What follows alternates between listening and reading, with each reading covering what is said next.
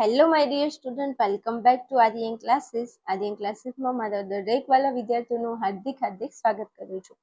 ચલો વિદ્યાર્થીઓ, આજના વિડીયોની અંદર આપણે ધોરણ 11 આર્ટ્સ અને કોમર્સ વાર્ષિક પરીક્ષા 2026 અને વિષય આપણો ઇંગ્લિશ જે છે, તો ઇંગ્લિશ વિષયનું આજે લેવાયેલ તારીખ 10/4/2026 નું ગાંધીનગર જિલ્લાનું મોસ્ટ ઇમ્પોર્ટન્ટ પેપર આપણે આ વિડીયોની અંદર જોવાના છીએ. જેટલા પણ વિદ્યાર્થીઓ હાલ વિડીયો જોઈ રહ્યા છે, તમારા જિલ્લાની અંદર હજુ ઇંગ્લિશનું પેપર બાકી છે, તો તમારા માટે આ વિડીયો મોસ્ટ ઇમ્પોર્ટન્ટ, આ પેપર મોસ્ટ ઇમ્પોર્ટન્ટ છે. એકવાર જરા વિડીયોને જોઈ અને પેપરને છેલ્લે સુધી જોઈને પ્રશ્નો ટેલી કરી લેજો, કારણ કે ક્યાંક ને ક્યાંક આમાંથી પ્રશ્નો તમને તમારા પેપરની અંદર જોવા મળી શકે છે. ચાલો શરૂઆત કરી દઈએ છીએ આપણે વિડીયોની. વિડીયોની અંદર નવા હોય તો ખાસ ચેનલ સબસ્ક્રાઇબ કરી લેજો, વિડીયોને લાઈક શેર કરી દેજો, અને આવનાર તમારું જે ધોરણ 12 આર્ટ્સ છે એના માટે તમને આપણી ચેનલ ખૂબ જ ઉપયોગી થવાની છે, તો એકવાર જરા ચેનલને સબસ્ક્રાઇબ કરી લેજો. ચાલો શરૂઆત કરીએ છીએ આપણે આપણા વિડીયોની.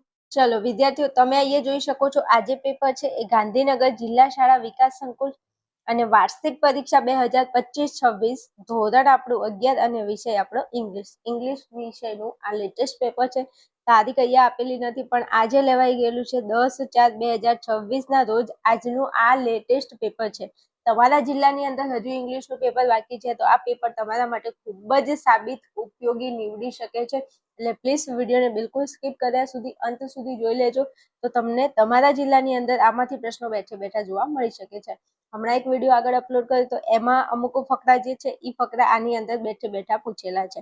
એટલે ખાસ કહું છું, લગભગ 2 અને આ ત્રીજું પેપર છે. આપણી ચેનલમાં 3 પેપર ઇંગ્લિશના છે, એકવાર જોઈ લેજો તો તમને તમારા પેપરની અંદર ક્યાંક પ્રશ્નો પૂછાઈ શકે છે. પછી એકચ્યુઅલી કહેતા નહીં કે કીધું નહોતું. ઓકે, હાલો આગળ વધુ છું વિભાગીય ઉપર. સેક્શન એ ની અંદર 3 ગુણની અંદર પહેલા તો ટ્રુ ફોલ્સ પૂછાય છે. તો પ્રશ્ન નંબર 1 છે, in AutoFab the customer is a co-constructor. તો આ જે વિધાન છે એ સાચું છે. ચલો બીજામાં કીધું છે, according to Ayurveda physical disease occur mainly owing to internal factors. તો આ જે વિધાન છે એ ખોટું છે. ચલો છેલ્લું વિધાન ત્રીજા નંબરનું, the sense of smell is far more complex than the sense of taste. તો આ જે વિધાન છે એ સાચું છે. ઓકે, અને તમે આમાં શું કરો છો મને ખબર છે, કાં તો 3 ફોલ્સ કાં તો 3 ટ્રુ, એટલે એમાંથી 1-2 માર્ક તો આપણને મળી જ જાય, હે ને?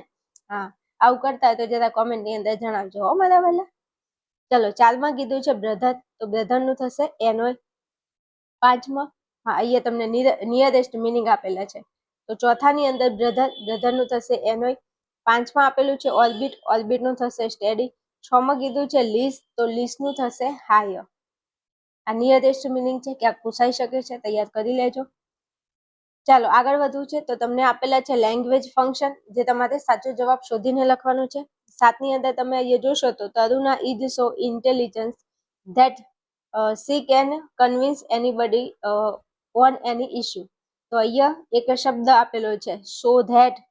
જ્યારે વાક્યની અંદર so that આવે ત્યારે તમે રિઝલ્ટ લખી શકો છો, તો અહીંયા જવાબ આવશે રિઝલ્ટ. 7માની અંદર જવાબ આવશે રિઝલ્ટ.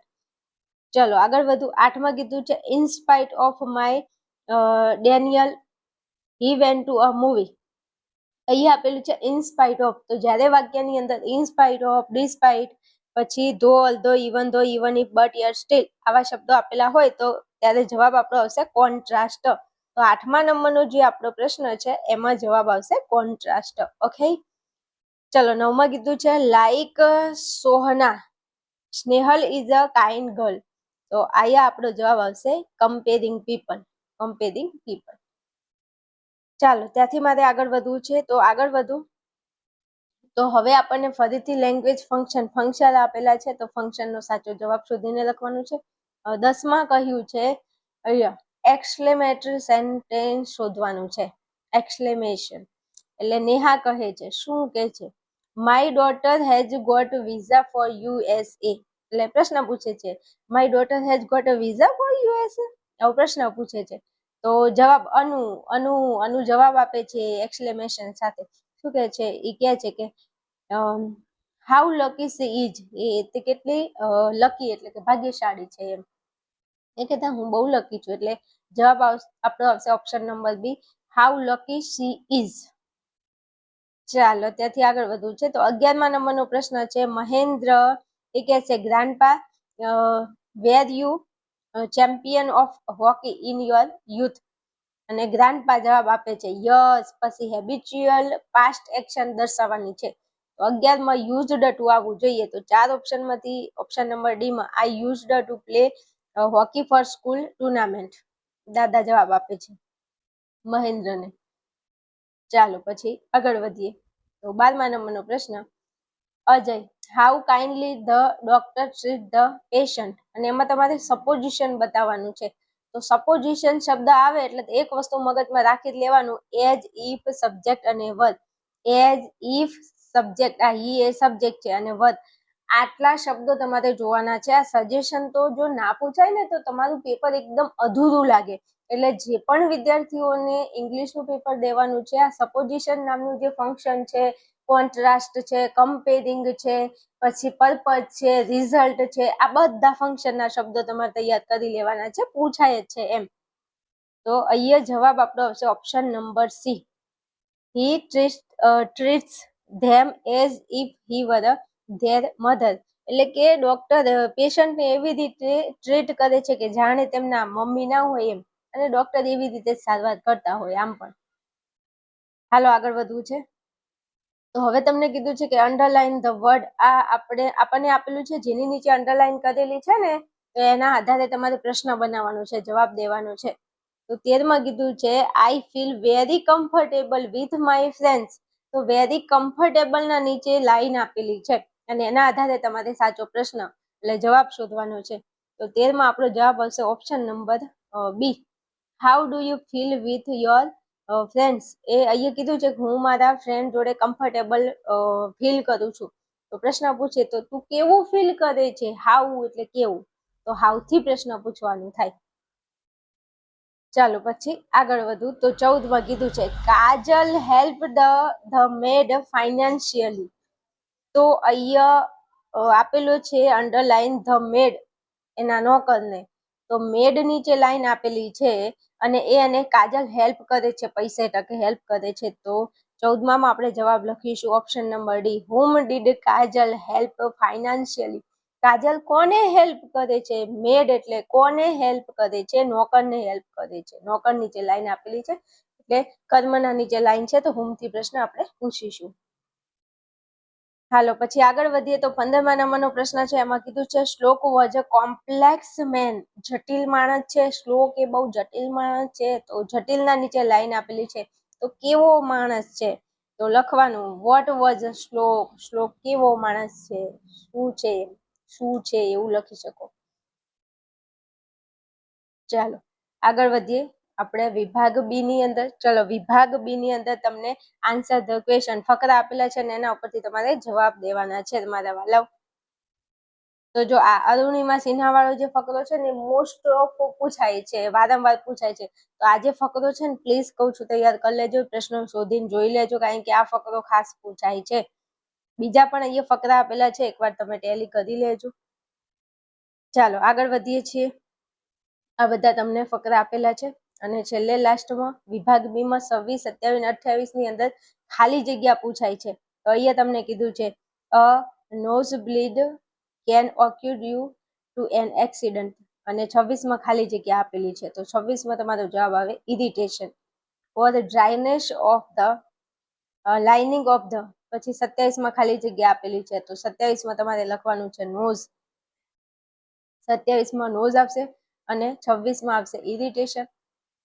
પછી એલર્જી અને 28માં ખાલી જગ્યા છે. તો 28માં આવશે cold. Cold, heat or something stuck in the nose. તો 26, 27 ને 28 ની ખાલી જગ્યા તમને આપી દીધી છે. હાલો ત્યાંથી આગળ વધુ. Section C. સેક્શન સી ની અંદર તમને 3 પ્રકારના ફકરા પૂછાય છે. એક તો પહેલો ફકરો તમને આપેલો છે, એ ફકરો જોઈ અને તમારે જવાબ દેવાના છે. પછી બીજા નંબરની અંદર પણ તમને કીધું છે અહીંયા કે સમરી લખવાની છે, સબટાઇટલ તમારે દેવાનું છે. ત્યાંથી આગળ વધુ. તો મારા વાલાઓ તમે હાલ ધોરણ 11માં અભ્યાસ કરો છો અને હવે નેક્સ્ટ તમે ધોરણ 12 ની અંદર આવવાના છો અને ધોરણ 12 ની અંદર તે તમારા આ જ વિષય આવશે અને આ જ તકલીફ તમને હશે કે ઇંગ્લિશ જો કે તમને નથી આવડતું. તો ઇંગ્લિશ તમારે સાદી રીતે અને એકદમ ઇઝી રીતે ભણવું હોય તો એના માટેનો એકમાત્ર બેસ્ટ ઉપાય છે આર્યન ક્લાસીસનું એપ્લિકેશન. આપણા એપ્લિકેશનની અંદર વિદ્યાર્થીઓ હું ખુદ ધોરણ 12 આર્ટ્સને લગતા 8 વિષય ભણાવું છું. તમારે આ 8 વિષયનો કોર્સ છે, બેચ ચાલુ છે, એડમિશન ઓપન થઈ ગયા છે. તમે આની અંદર જોઈન થઈ શકો છો. ગુજરાતના ઘણા બધા વિદ્યાર્થીઓ આપણા કોર્સમાં જોઈન થઈ અને ભણે છે. હાલ પણ જે લોકો 11માં છે ને એ લોકોએ હાલથી કોર્સ ખરીદીને રાખી લીધો છે ધોરણ 12 આર્ટ્સ માટે. તમારે પણ તમારા રિઝલ્ટને બેસ્ટ બનાવવું છે. ક્યાં સુધી આપણે કોકનું સ્ટેટસ જોઈશું? હવે ધોરણ 12માં એવું રિઝલ્ટ લાવો કે કોક તમારું સ્ટેટસ મૂકે, તમારા મમ્મી પપ્પા તમારાથી ખુશ થાય. 12 વર્ષ સુધી એ લોકોએ તમને ભણાવ્યા છે. હવે આ જે વર્ષ છે એમાં કંઈક એવું બેસ્ટ પરિણામ લાવો જેથી એ લોકો ખુશ થઈ જાય, એ લોકો હેપી થઈ જાય. તો એમને ખુશ કરવા માટે અને તમને તમારે તમારા કેરિયરની અંદર આગળ વધવા માટે, તમારું રિઝલ્ટને બેસ્ટ બનાવવા માટે એકમાત્ર બેસ્ટ ઓપ્શન છે આર્યન ક્લાસીસ એપ્લિકેશન. આપણા એપ્લિકેશનની અંદર 8 વિષયનો કોર્સ અવેલેબલ છે. તમે 8 વિષયનો કોર્સ એક સાથે ખરીદીને ભણી શકો છો. અને જો તમારે એક સાથે કોર્સ નથી ખરીદવો તો અહીંયા સબ્જેક્ટ વાઇઝ પણ અવેલેબલ આપણો કોર્સ છે. જેને માત્ર ઇંગ્લિશ ભણવું હોય તો ઇંગ્લિશ ભણી શકે છે, માત્ર ગુજરાતીની જરૂર છે તો માત્ર ગુજરાતી ભણી શકે છે. તમારા માટે છે, તમારી જે જરૂરિયાત છે એને ધ્યાનમાં રાખી અને આપણો કોર્સ 2 રીતે ડિઝાઇન કરેલો છે. ટાઈમ લિમિટમાં ઓફર રાખેલી છે. આ ઓફરની અંદર તમે ઝડપી વહેલા તે પહેલાના ધોરણે જોઈન થઈ શકો છો. આને લગતી, આ કોર્સને લગતી તમારે કંઈ પણ વધારે ઇન્ફોર્મેશન જોઈએ છે તો તમને અહીંયા નંબર આપેલો છે. આ નંબર ઉપર તમે મને ફોન મેસેજ કરી અને વધારે ઇન્ફોર્મેશન મેળવી શકો છો. આ વિડીયોની નીચે ડિસ્ક્રિપ્શનમાં તમને વોટ્સએપ ચેનલ અને ટેલિગ્રામ ચેનલની લિંક આપેલી છે. ત્યાં જઈ અને જરા જોઈન થઈ જજો. તો ધોરણ 12 આર્ટ્સને લગતા જેટલા પણ વિષય છે અને જેટલા વિષયના જે પણ વિડીયો હું અપલોડ કરું છું તેની નોટિફિકેશન તમને ફટાફટ મળી જશે. બાકી તમને ખબર છે કે ધોરણ 12 આર્ટ્સની અંદર તત્વજ્ઞાન, મનોવિજ્ઞાન, ભૂગોળ, સમાજશાસ્ત્ર એ આપણને કેટલા અઘરા લાગે છે અને એકદમ ઇઝી ભાષામાં એ બધા જ વિષય હું ભણાવું છું. એકવાર તમે ડેમો વિડીયો છે જરા જોઈ લેજો એટલે તમને ખ્યાલ આવી જશે. ચાલો આ સાથે આપણે આગળ વધીએ છીએ. ચલો પછી તમને અહીંયા રીડ ધ ન્યૂઝ ક્લિપિંગ, અહીંયા તમને ન્યૂઝનું કટ ક્લિપ આપેલી છે અને એના ઉપરથી એના આધારે તમારે અહીંયા પ્રશ્નો તમને પૂછેલા છે, એના જવાબ તમારે દેવાના છે. પછી નેક્સ્ટ તમને એક સ્ટાન્જા આપેલો છે. સ્ટાન્જા ઉપરથી પણ તમને પ્રશ્નો પૂછાય છે તો એનો જવાબ તમારે અંદરથી શોધીને લખવાનો છે. ચાલો ત્યાંથી આપણે આગળ વધીએ છીએ. આપણે વિભાગ ડી ઉપર આવી ગયા છે. વિભાગ ડી તમને અહીંયા આપેલો છે. વિભાગ ડી ની અંદર પહેલા તે તમને ડુ એઝ ડાયરેક્ટમાં 2 ફકરા પૂછાય છે અને એમાં તમને કીધું છે 2 ફકરામાંથી એક એક્ટિવ પેસિવનો હોય છે અને એક તમારે કાળ બદલવાનો હોય છે. તો 42માં નંબરમાં તમને ફકરો આપેલો છે. એમાં નિવન ઓપન્સ અ સેવિંગ એકાઉન્ટ્સ. હવે અહીંયા કીધું છે ને તમને સ્ટાર્ટ લાઈક ધીસમાં એવું આપ્યું છે કે નિવન ઓપન્ડ અ સેવિંગ્સ. અહીંયા જો, અહીંયા ઓપન્સ એસ વાળું રૂપ આપેલું છે અને અહીંયા નવીન ઓપન ડ આપેલો છે. તો મતલબ કે આ જે ફકરો છે એ સાદા વર્તમાનનો છે અને તમારે એને સાદા ભૂતકાળમાં બદલવાનો છે. સાદા વર્તમાનનો ફકરો તમારે સાદા ભૂતકાળમાં બદલવાનો છે. તો કઈ નહીં, જે જગ્યાએ વર્બ આવે છે, ક્રિયાપદ આવે છે ત્યાં જઈ અને તમારે V2 વાળું રૂપ મૂકવાનું છે. તો અહીંયા ઓપન્સનું તમને ઓપન્ડ આપેલું છે. બાકીનું વાક્ય એમને એમ લખી દો, એમાં કાંઈ હળી કરવાની નથી. આગળ વધીએ. હી એમના એમ, અહીંયા ખાલી ડિપોઝિટ્સ છે, એસ વાળું રૂપ છે તો એને તમારે ખાલી ઈડી લગાડી દેવાનું છે. ડિપોઝિટેડ ઈડી લગાડી દેવાનું છે. આ ડિપોઝિટ છે ને એનું ડિપોઝિટ્સ કરી દેવાનું છે. ચાલો પછી બીજું વાક્ય એમને એમ બેઠું લખી દેવાનું છે. પછી હી નેવર, અહીંયા વિથડ્રો આપેલું છે તો એનું તમારે વિથડ્રુ કરવાનું છે. DREW કરવાનું છે. વિથડ્રુ, અહીંયા વિથડ્રો છે. રેડી? કાંઈ અઘરું નથી. પાછળનું એમને એમ ખાલી 2 ચેન્જ કરવાનો છે. તો ડિપોઝિટ્સનું તમારે ડિપોઝિટેડ કરવાનું છે ને વિથડ્રોનું વિથડ્રુ કરવાનું છે. બસ આટલો ફરક છે. 2 માર્ક તમને મળી જાય. બરોબર? હાલો પછી 43માં તમને એક્ટિવમાંથી તમારે પેસિવમાં જવાનું છે. ફકરો તમે જોઈ અને જરા એનું એક્ટિવનું પેસિવ કરી લેજો. ચાલો ત્યાંથી આગળ વધીએ છીએ. 44મો પ્રશ્ન છે. એમાં તમારે ઇનડાયરેક્ટ સ્પીચ, ડાયરેક્ટ સ્પીચ આપેલી છે અને તમારે ઇનડાયરેક્ટમાં લઈ જવાની છે. તો આ ફકરો જરા થોડો ટેલી કરી લેજો. ચાલો પછી આગળ વધીએ તો 45 ની અંદર તમને પૂછ્યા છે ફરીથી ફંક્શન. એમાં 45 માં કીધું છે ચિરાગ રેન, અને એમાં તમને કમ્પેરિઝન કરવાની છે. તો અહીંયા તમને ડિગ્રી આપેલી છે, કઈ ડિગ્રી તમે ચૂઝ કરશો? તો ચિરાગ રેન ફાસ્ટર ધેન આશા. ચિરાગ આશા કરતા ફાસ્ટ દોડી રહ્યો છે અથવા તો દોડ્યો એવું કીધું છે. પછી જો અહીંયા બાકીના વાક્ય તમે જોશો ને તો એ કોઈ કમ્પેરિઝન કરતા નથી, એટલા માટે. તો અહીંયા 45 માં આપણો જવાબ આવશે option number A, Chirag ran faster than Asha. ચલો 46 ની અંદર તમને કહ્યું છે I saw the same policeman. પછી તમારે talking about in relation to a person, talking about તમારે શોધીને લખવાનું છે. તો જવાબ આવશે option number B, I saw the policeman as had fine my friend for jumping the single yesterday. Signal yesterday, single નથી. ચલો આપણે જવાબ આવશે option number B, I saw the same policeman as had fine my friend for jumping the signal yesterday. જવાબ આવશે option number બી. ચલો 47 માં તમને કહ્યું છે no sooner did the watchman open the gate, અને એ તમારે ટાઈમ બતાવવાનું છે. તો ટાઈમમાં લખશો then all the students rush in. આ તમારો જવાબ આવશે સોવિંગ ટાઈમમાં, ઓપ્શન નંબર આપણો સી. ચાલો ત્યાંથી આગળ વધવું છે. ચાલો 48 માં તમને કીધું છે કે combine the following sentence to make a meaningful sentence. તમારે એક મીનિંગફુલ સેન્ટેન્સ બનાવવાનું છે.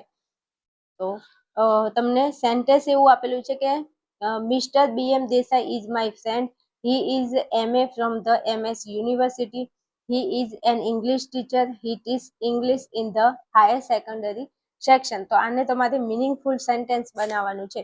તો હું અહીંયા કટ મૂકી દઉં છું, એકવાર તમે એને જોઈ લેજો એટલે તમને ખ્યાલ આવી જાય. હું તમને વાંચીને સંભળાવી દઉં છું.